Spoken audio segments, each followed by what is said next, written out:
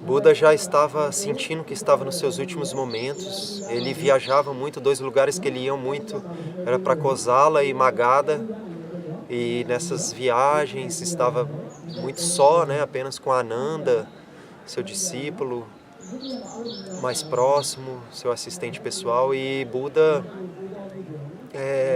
nessas viagens, nessas peregrinações, tem um momento muito importante assim, em que Buda fala para Ananda que ele poderia estender a sua história, continuar sua jornada aqui na Terra, por compaixão, para ajudar os homens. E fica em silêncio e Ananda não percebe a deixa de Buda, pois se Ananda tivesse falado para Buda, fique mais para poder ajudar mais a humanidade, mas Ananda ali não sentiu isso e Buda, como não veio o convite, Buda sentia que dali começavam os seus últimos 3 meses de vida. Eram seus últimos 3 meses e ficou muito doente uma época, mas se recuperou e essa doença, assim, esse estado difícil, mexeu muito com Ananda. Ananda refletia quem seria o sucessor de Buda. E Buda, na verdade, não se preocupava com isso, porque cada um era o seu próprio abrigo, cada um era guardião de si, que cada um experimentasse a sua vida e buscasse sua própria verdade. Era isso que estava no coração de Buda. Então, os dois continuaram, né, a sua caminhada, e é contado pra gente que um Shundra, uma pessoa muito pobre, naquela época, assim, para o Buda, quem batesse ali na porta de onde ele estava, o primeiro que o chamasse para almoçar, para comer, para uma refeição, ele aceitava. E nesse dia um rei ia chamá-lo, mas a carruagem quebrou. Então Shundra o convidou e ele aceitou.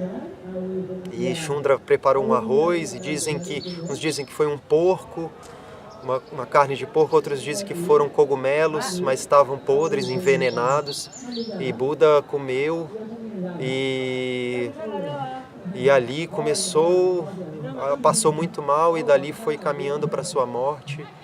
E nos contam assim porque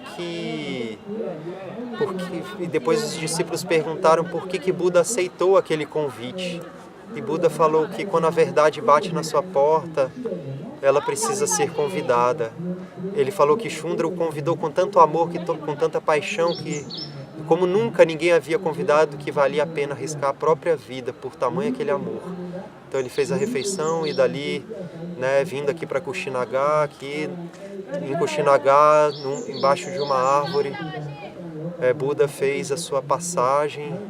Ananda estava com ele, deu os seus últimos recados para os discípulos. Havia outros discípulos também, e Buda falou que experimentassem por si mesmo a verdade, que cada um experimentasse, buscasse experimentar, viver a verdade, a suprema intuição, a compaixão, a bondade. E Buda foi e fez a sua passagem, a sua morte, seu parinirvana. Aqui nesse local, aqui atrás, tem uma estátua deitada de Buda.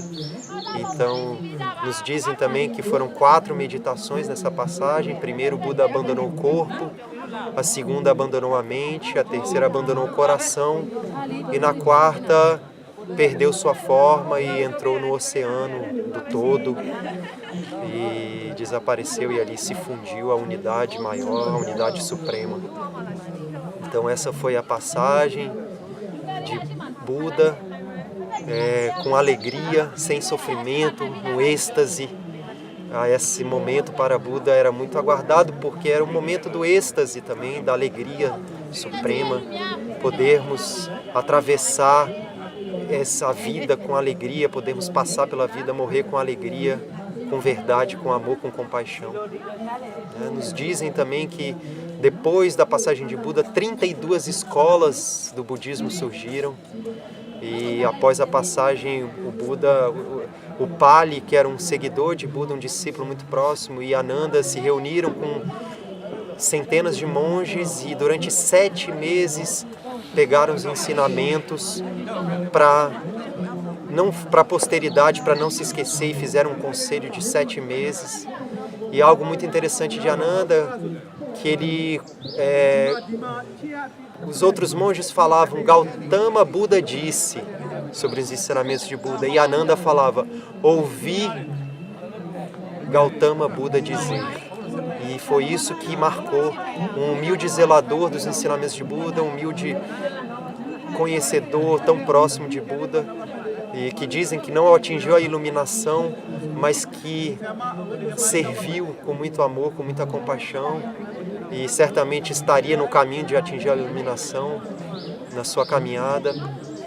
Esse ouvir Gautama Buda dizer representa a experiência que Ananda teve. Ele ouviu, entrou dentro dele, marcou a vida dele, transformou.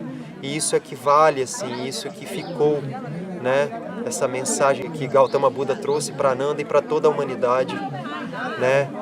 Que busquemos a nossa verdade, o nosso despertar interior, a nossa compaixão, que transbordemos compaixão, bondade para o mundo, buscando a nossa paz mental, buscando o nosso equilíbrio, o nosso caminho do meio.